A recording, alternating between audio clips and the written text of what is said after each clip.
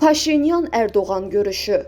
Ermənistanın sülh ritorikası real siyasi kursa çevrilirmi? İstanbul'da Ermənistanın baş naziri Nikol Paşinyanla Türkiye prezidenti Recep Tayyip Erdoğan arasında baş tutan görüş, Cənubi Qafqazda geosiyasi proseslerin yeni mərhələyə keçidini ehtiva edən mühüm diplomatik hadisə kimi qiymətləndirilə bilər.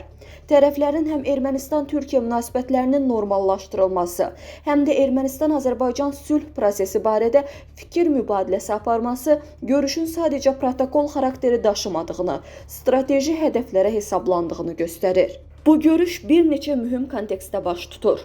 Birincisi, Ermənistan-Türkiyə münasibətlərində uzun illərdən bəri dondurulmuş diplomatik kanalların son 2 ildə yenidən canlandırılması cəhdləri davam edir. Tərəflərin nümayəndələri xüsusi təmsilçilər səviyyəsində görüşlər baş tutmuş, lakin bu görüşlərin nəticələri hələ ki kağız üzərində qalıb. İstanbulda baş tutan liderlər səviyyəsində görüş isə artıq prosesi ali siyasi iradənin müstəvisinə çıxarır. İkincisi, Paşinyan görüş zamanı Ermənistanın regionda sülh və sabitliyə sadiq olduğunu bildirib və qonşularla münasibətlərin normallaşdırılmasının prioritet xarici siyasət xətti olaraq qalacağını vurğulayıb. Bu bəyanatın fonunda Bakının İrəvanla sülh danışıqlarında qarşı tərəfdən konkret və qətiyyətli addımlar gözlədiyi nəzərə alınsa, Paşinyanın bu ritorikasının nə dərəcədə real siyasi davranışa çevriləcəyi sual doğurur. Azərbaycan tərəfi açıq şəkildə bildirir ki, Ermənistan sülh müqaviləsi üzrə öhdəliklərdən yayınmaq üçün müxtəlif beynəlxalq manevrlar eləyir.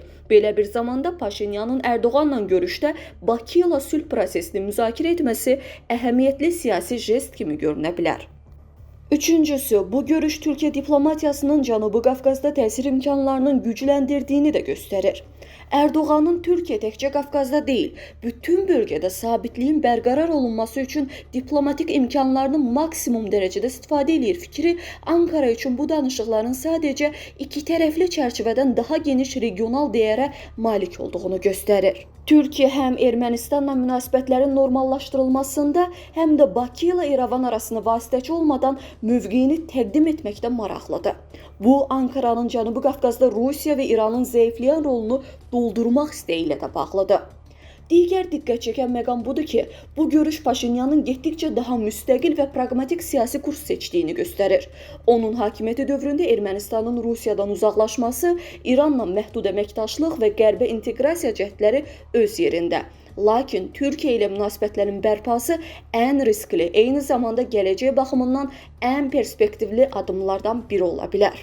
Ermənistan üçün Türkiyə ilə açıq sərhəd təkcə iqtisadi deyil, həm də siyasi mənada tənha və təcrid vəziyyətindən çıxış imkanını təqdim eləyir. Təbii ki, bu prosesin gələcəyi Bakının mövqeyindən asılıdır. Azərbaycan tərəfi dəfələrlə bildirib ki, Ermənistanın Türkiyə ilə münasibətləri yalnız Bakı ilə sülh müqaviləsinin imzalanmasından sonra tam normallaşa bilər. Bu səbəbdən Paşinyanın Erdoğana sülh istəyirik deməsi kifayət deyil. O bunu real və dönməz addımlarla sübut eləməlidir. Bütün bunların fonunda deyə bilərik ki, Paşinyan-Erdoğan görüşü Ermənistanın bu dəfə səmimi şəkildə regional inteqrasiyaya can atıb atmadığını yoxlamaq üçün bir sınaq nöqtəsidir.